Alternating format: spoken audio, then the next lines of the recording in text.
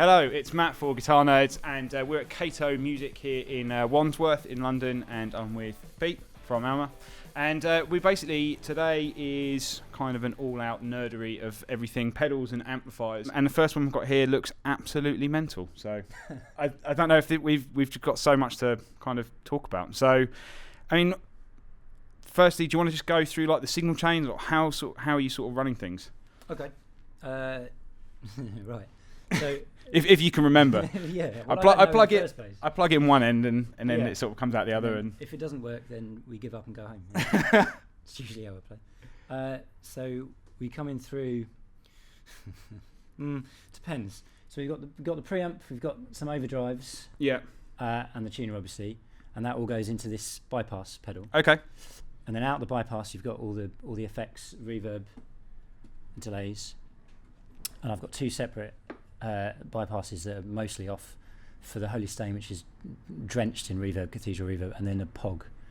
So then it goes into the loop station, one channel, and I've got a left and right out. So the left goes more or less straight to the guitar amp. This is to the to the guitar amp we've got here. So you've got a Roland amp. Yeah. And normally I'd have the MXR EQ as well, but it's broken for some reason.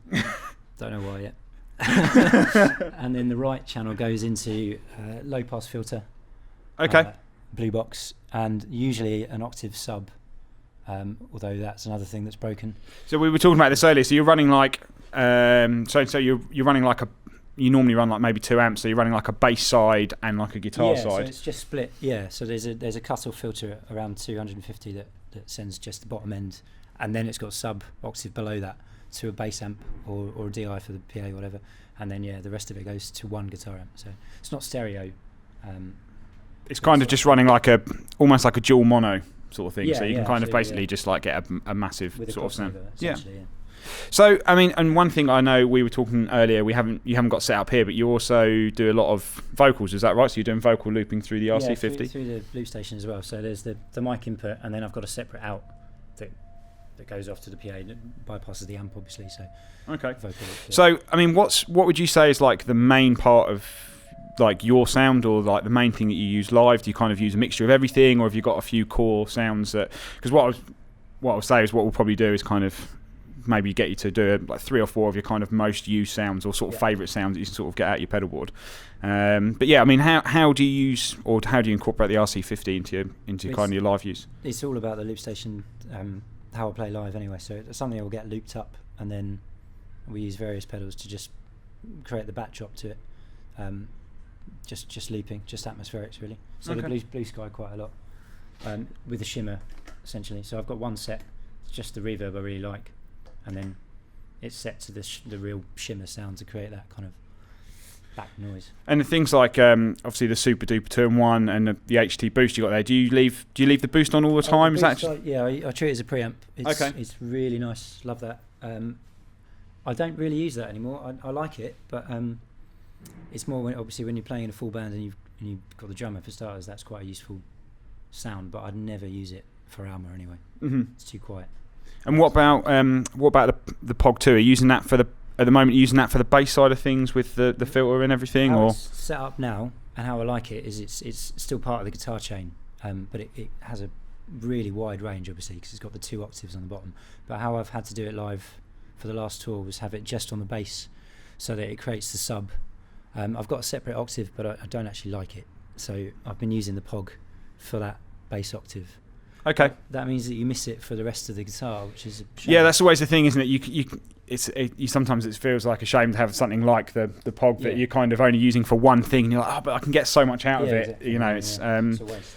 And like you say, I think the thing is with all of these pedal boards that we'll probably see today, and yours, it's kind of this ongoing project. It's like every time you plug everything in, you're like, I don't really like it anymore. I need to change it. Yeah. Is there anything that you kind of you want to change, or is there anything you wish you could get out your board that you don't currently get? Or definitely the octave pedal.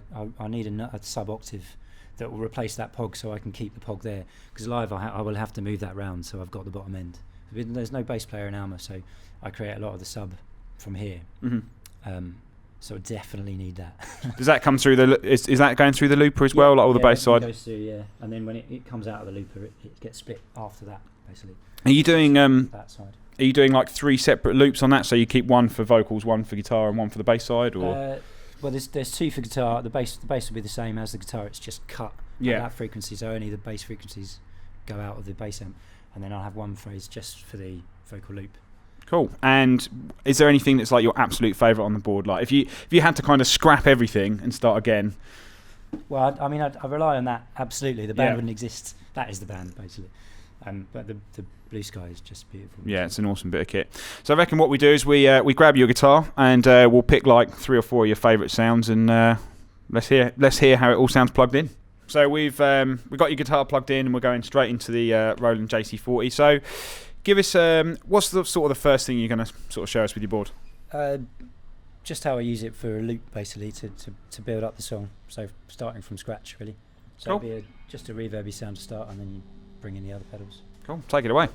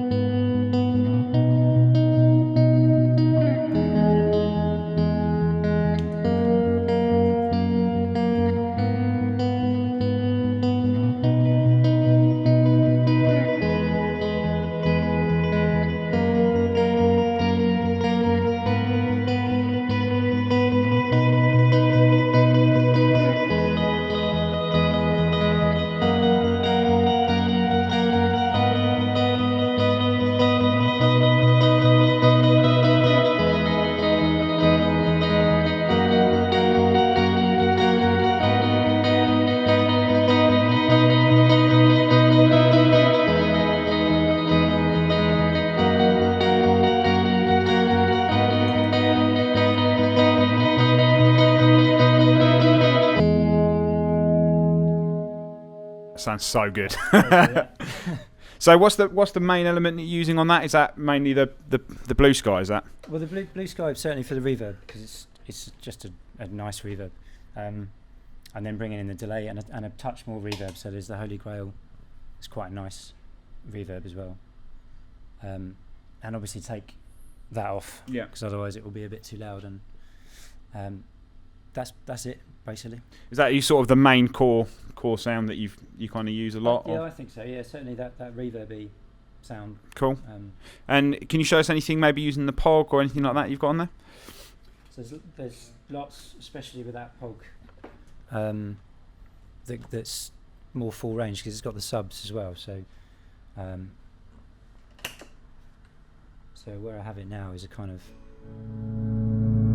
it's got that synth, but also I like to have the shimmer of the bit of delay on and the shimmer of the Strymon, and then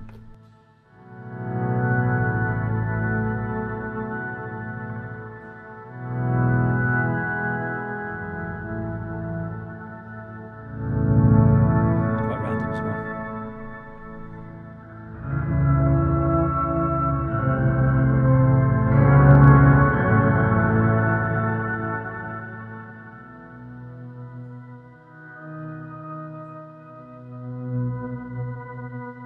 I can see how you can get quite a lot with that and all the reverbs, and obviously then incorporating the looper to it as well. Just obviously gives you, that basically is then your palette. You can kind of just lay everything on top of that and go from there.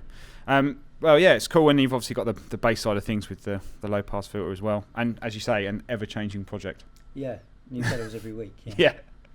Cool. So there we have it. That's Pete from ALMA's Pedalboard, and don't forget to like and subscribe for more videos soon.